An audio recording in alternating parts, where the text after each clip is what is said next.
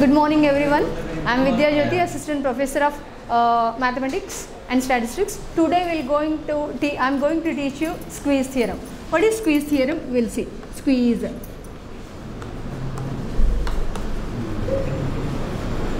theorem or sandwich theorem.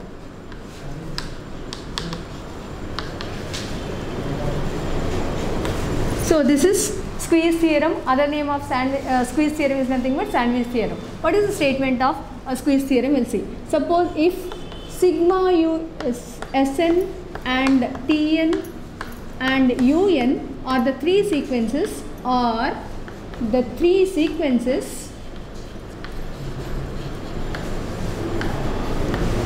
such that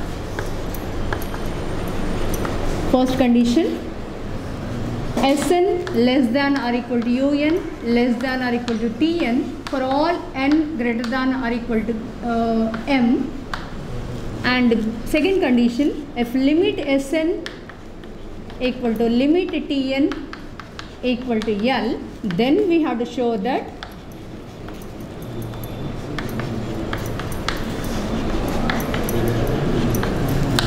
limit Un is also L. For all n belongs to k, where k is a real number, k is a positive real number.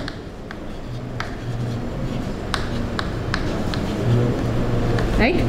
Now the statement once again, sandwich theorem is nothing but if Sn, Tn, Un are the three sequences such that Sn, the relation between the three sequences are like this: Sn less than or equal to Un less than or equal to Tn for all n belongs to k, where k is a positive integer, and limit Sn equal to limit Tn equal to L, then we have to prove that limit of Un is also L. So squeeze theorem, the other name of squeeze theorem is nothing but sandwich theorem. That is, if Sn, Un, Tn are the three sequences such that Sn less than or equal to Un less than or equal to Tn for all n belongs to k or n greater than or equal to k, then limit Sn equal to limit Tn equal to L, then we have to show that limit of Un is also L. Now we will see what is the proof of this theorem. So here I am writing the proof.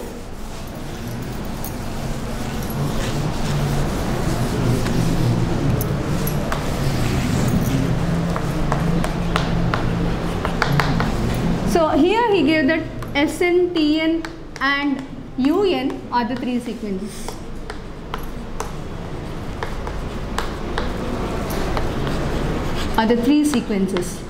And also here he gave that limit Sn equal to L. So if limit Sn equal to L, then by the definition of limit of a sequence, for each epsilon greater than 0, there exists m1 belongs to z plus such that mod of Sn minus L less than epsilon for all n greater than or equal to m1. Now here in the statement he gave that limit Sn equal to L. So limit Sn equal to L means by the definition of a limit of a sequence, for each epsilon greater than 0, there exists a positive integer m1 such belongs to z plus such that mod of Sn minus L less than epsilon for all n greater than or equal to m1. Now we can write this as L minus epsilon less than Sn less than L plus epsilon for all n greater than or equal to m1. Take this as equation number 1. Now similarly in the statement he gave that limit Tn equal to L. Again by using the definition of limit of a sequence, we can write for each epsilon greater than 0, there exists a positive integer m2 belongs to z plus such that mod of Tn minus L less than epsilon for all n greater than or equal to m2. Right? So again in the statement he gave that limit Tn equal to L. Then again by using the definition of a limit of a sequence, we can write for each epsilon greater than 0, there exists m2 belongs to z plus such that mod of Tn minus L less than epsilon for all n greater than or equal to m. Now we can write this as L minus epsilon less than Tn less than L plus epsilon for all n greater than or equal to m2. So this is second equation. Now we got the first equation, that is L minus epsilon less than Sn less than L plus epsilon for all n greater than or equal to m1. And the second equation is L minus epsilon less than Tn less than L plus epsilon for all n greater than or equal to m2. This is second equation. And by the hypothesis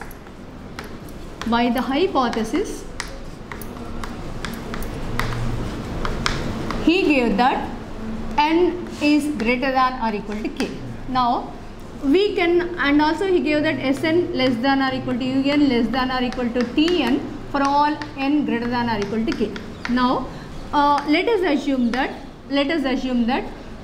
let m equal to maximum of m1 comma m2 comma k. So we can write, so we are taking that m is nothing but it is the maximum of m1, m2 and k. We are taking that m is nothing but the maximum of all these values m1, m2 and k. So we can club these equations. Now from the first equation, what is the first equation? This is L minus epsilon is less than Sn, but by the hypothesis here he gave that it is less than or equal to Un less than or equal to Tn, and by the second condition here he gave that it is less than or equal to less than L plus epsilon, right? Now we can write, we can take L minus epsilon less than Un less than L plus epsilon for all n greater than or equal to m. Here also for all n greater than or equal to m. That means Un lies between L minus epsilon to L plus epsilon. So we can write that implies mod of Un minus L is less than epsilon for all n greater than or equal to m. We can write hence limit of Un is also L. Therefore we got the statement. Once again, so sandwich theorem is nothing but if Sn, Tn, Un are the three sequences such that the first condition Sn is less than or equal to Un less than or equal to Tn for all n greater than or equal to k, and limit Sn equal to limit Tn equal to L, then we have to prove that limit of Un is also L. Now for that the proof is, here we have the three sequences Sn, Tn, Un are the three sequences, and also he gave that limit Sn equal to L. So if limit Sn equal to L, then by definition of limit of a sequence we can write for epsilon greater than 0 there exists a positive integer m1 such that mod of Sn minus L less than epsilon for all n greater than or equal to m1. Take this as equation number 1. Or we can write Sn lies between, here mod of Sn minus L less than epsilon means Sn lies between L minus epsilon to L plus epsilon for all n greater than or equal to m1. So this is first equation.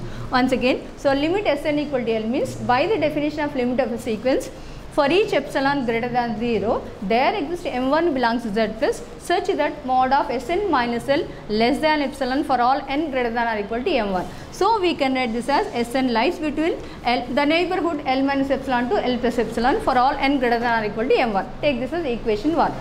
And also he gave that limit Tn equal to L. In the statement he gave that limit Tn equal to L. So if limit Tn equal to L, then again by using the definition of limit of a sequence, we can write for each epsilon greater than 0, there exists another positive integer that is m2. m2 belongs to z plus such that mod of Tn minus L less than epsilon for all n greater than or equal to m2. That means we can write that Tn lies between in the neighborhood of L minus epsilon to L plus epsilon for all n greater than or equal to m2. This is second equation. So we got first and second equation, and in the hypothesis he gave that the first condition, that is Sn less than or equal to Un less than or equal to Tn for all n greater than or equal to m. That means here you have n greater than or equal to m1, here you have n greater than or equal to m2, and also here we have n is greater than or equal to k. So we are assuming that m is the maximum of all these values. So let m equal to maximum of m1 comma m2 comma k. So we can now, if you club these equations 1, 2 and the hypothesis, if you club, so what is first equation? L minus epsilon less than Sn, but from the second equation it is from this equation it is Sn less than or equal to Un less than or equal to Tn, and again from the second equation it is Tn is less than L plus epsilon. So Tn less than L plus epsilon for all n greater than or equal to m, because m is, we took that m is the maximum of all the m1, m2 and k. Now if you take the first that is L minus epsilon less than Un less than 10, that means we are taking only these inequalities. So L minus epsilon less than Un less than L plus epsilon for all n greater than or equal to m. That means we can write Un lies between L minus epsilon to L plus epsilon. So we can write this as mod of Un minus L less than epsilon for all n greater than or equal to m. That means the limit, the sequence un tends to the limit L. Therefore, we can write limit un equal to L. So, we got the statement, that is, if Sn, un, Tn are the three sequences such that Sn less than or equal to un, less than or equal to Tn for all n greater than or equal to k, and limit un, limit Sn equal to limit Tn equal to L, we got that limit of un is also, it is equal to L. Understood? Yes. So, this is the theorem of Sandwich theorem. The other name for the Sandwich theorem is nothing but squeeze theorem. Now, we will see the problems based on this.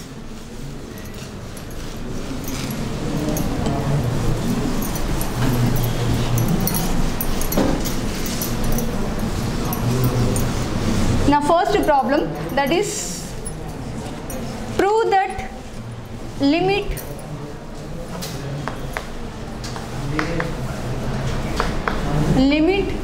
root of n plus 1 by n equal to 1, right? Now, here the sequence here is root of n plus 1 divided by n. So, we can write here, now in the numerator you take n as common, 1 plus 1 by n divided by n, right? So, we are taking the sequence root of n plus 1 divided by n. Now, we are taking, in the numerator we are taking n is common. So, n of, if you take n common, then 1 plus 1 by n, and divided by n is there, so divided by n. So, we can cancel n and n. So, it is 1 plus 1 by n. Now, here we are getting that root of 1 plus 1 by n, and this can be written as 1 plus 1 by n whole to the power of 1 by 2. Right? Now, if we expand this one, this value is less than 1 plus 1 by 2n minus 1 by 4n square, so on up to this, right? That means this value again it is less than 1 by 1 plus 2n. That means here you are getting left side what you take, root of n plus 1 divided by n is less than 1 plus 1 by 2n we got, right? Now, we know that 1 plus 1 by n is greater than 1. So, if you give n equal to 1, 2, 3, you are getting that 1 plus 1 by n is greater than 1. And if you take the square root of that is also greater than 1. So, square root of 1 plus 1 by n is greater than 1.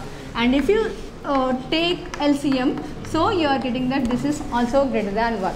Or if you reverse it, then 1 is less than under root of n plus 1 divided by n, right? Now, here you have 1 is less than under root of n plus 1 divided by n, and here you have under root of n plus 1 divided by n is less than 1 plus 1 by 2n.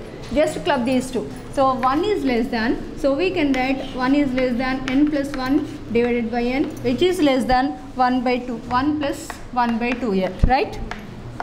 Now, so this is in the form of squeeze theorem. What is squeeze theorem? If Sn, Un, Tn are the three sequences such that Sn is less than or equal to Un, less than or equal to Tn, then limit Sn equal to limit Tn is same, then the middle limit is also same. So, it is in the squeeze theorem. It is in the squeeze theorem, in the form of squeeze theorem. Now, so if you find the limit as n tends to infinity, limit 1 is nothing but 1. Similarly, limit 1 plus 1 by 2n, that is 1 plus, as n tends to infinity, 1 by n tends to 0. So, it is 1 plus 0, it is 1. So, we are getting that the first limit and the third limit is 1. Then by using squeeze theorem, therefore, by squeeze theorem,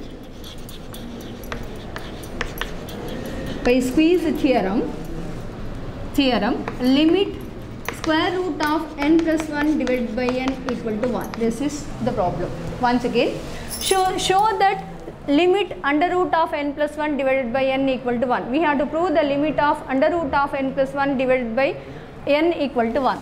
So, first the sequence here he gave the square root of n plus 1 divided by n. So, here we are taking in the numerator I am taking n is common. So, n of 1 plus 1 by n divided by n. Now, we can cancel in the numerator it is n is there, in the denominator n is there. So, we can cancel n so that you are getting under root of 1 plus 1 by n. So, we can write this as 1 plus 1 by n to the power of 1 by 2. Now, if we expand this one, then this value is less than 1 plus 1 by 2n minus 1 by 4n square plus so on up to that. And this value again it is less than 1 plus 1 by 2n. We are considering only two terms, that is 1 plus 1 by 2n. So, left side here you have under root of n plus 1 divided by n is less than 1 plus 1 by 2n. Now, we have 1 plus 1 by n is greater than 1 for all n. So that means if you give n equal to 1, what you are getting here? 1 plus 1 by 1 is 2. 2 is greater than 1. Similarly, if you give n equal to 2, you are getting that 1 plus 1 by 2, right? That is also greater than 1. So if you give n equal to 1, 2, 3, 4, we have that 1 plus 1 by n is greater than 1. Now take the square root on both sides. Square root of 1 plus 1 by n is greater than root 1, right? So root 1 is nothing but 1 only. Now if you take the LCM, LCM is n, and n plus 1 divided by n is greater than 1. Just reverse it so that you are getting it is 1 is less than under root of n plus 1 divided by n. But here you have under root of n plus 1 divided by n is 1 plus 1 by 2n. It is less than that. So first we are joining these two. So 1 is less than under root of n plus 1 divided by n. That value is again it is less than 1 plus 1 by 2n. Now here it is in the form of sandwich theorem. What is sandwich theorem? If Sn, Un, Tn are the three sequences such that Sn is less than or equal to Un, less than or equal to Tn, and limit Sn equal to limit Tn equal to L, then the middle limit is also equal to L. So here it is in the form of sandwich theorem, right, or squeeze theorem. Now find the limit of first sequence, that is limit 1 is nothing but 1, and limit of 1 plus 1 by 2n means as n tends to infinity 1 by n tends to 0. So that means limit of 1 plus 1 by 2n, that is 1 plus 1 by infinity means you are getting 0. So 1 plus 0 is nothing but 1. That means here the first limit you are getting 1, and similarly here also the limit is 1. Therefore by using the sandwich theorem, we can write limit under root of n plus 1 divided by n equal to 1. This is the solution of this. And similarly, we have one more problem of this. Prove that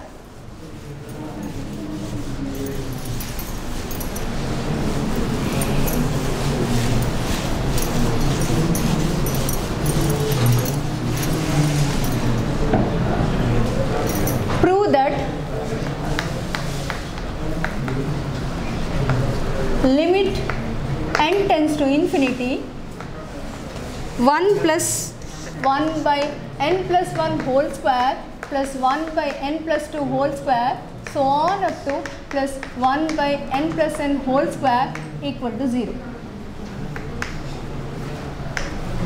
Right? This is the theorem.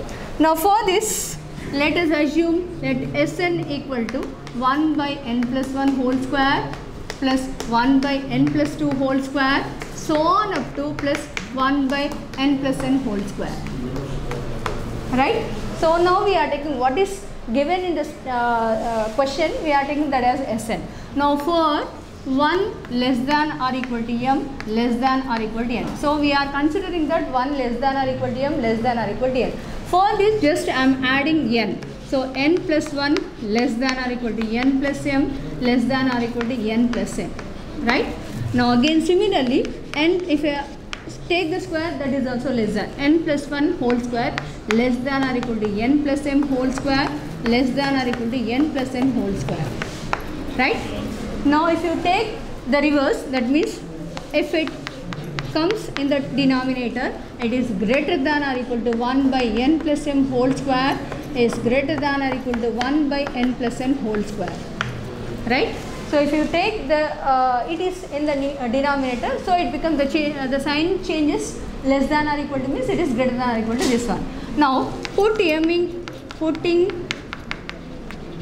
m equal to 1, 2, 3 so on up to n times. So n. So first if you put n equal to, suppose if you put m equal to 1, what you are getting? 1 by n plus 1 whole square is greater than or equal to 1 by n plus 1 whole square greater than or equal to 1 by n plus 1 n plus n whole square. Right? Similarly, if you put n equal to 2, then this is 1 by n plus 1 whole square is greater than or equal to 1 by n plus 2 whole square greater than or equal to 1 by n plus n whole square. Similarly, if you put n equal to 1, 2, 3 up to m, so we are getting that.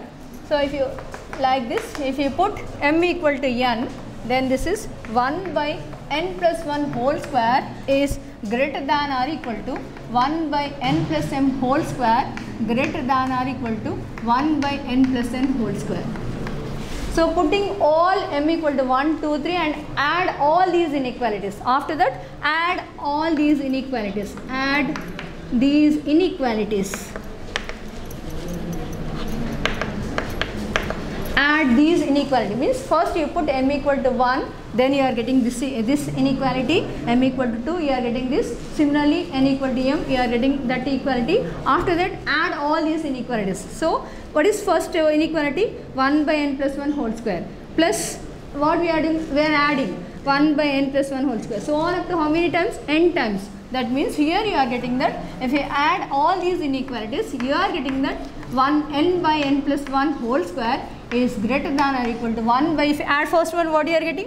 1 by n plus 1 whole square plus 1 by n plus 2 whole square, so on up to plus n plus n whole square is greater than or equal to, here also n times we are adding, so n by n plus n whole square, right? So we are putting m equal to 1, 2, 3 up to n. After that we are adding all these inequalities, right? So then again this is n by n plus 1 whole square is greater than, this is nothing but Sn. So this is nothing but Sn. So it is Sn greater than or equal to n by 2n whole square, right? Again we can write this as n by n plus 1 whole square is greater than or equal to Sn greater than or equal to n by 4n square. N by 4n square. Just reverse it so that it is n by 4n square is less than or equal to Sn less than or equal to n by n plus 1 whole square, right? Now again n by 4n square means 1 by 4n less than or equal to Sn less than or equal to n by n plus 1 whole square, and this value is less than n by, we can write n by n square, right? And again we can write 1 by 4n is less than or equal to Sn less than or equal to 1 by n, 1 by n. Now it is in the form of sandwich theorem. So if Sn, Un, Tn are the three sequences such that Sn less than or equal to Un less than or equal to Tn, and the limit of the first sequence is equal to the limit of the third sequence, then the middle limit is also equal to that limit, right? Now if limit as n tends to infinity, 1 by 4n is 0, because 1 by infinity means 0. Similarly, as n tends to infinity, limit n tends to infinity, 1 by n is also 0. Therefore, by using sandwich theorem,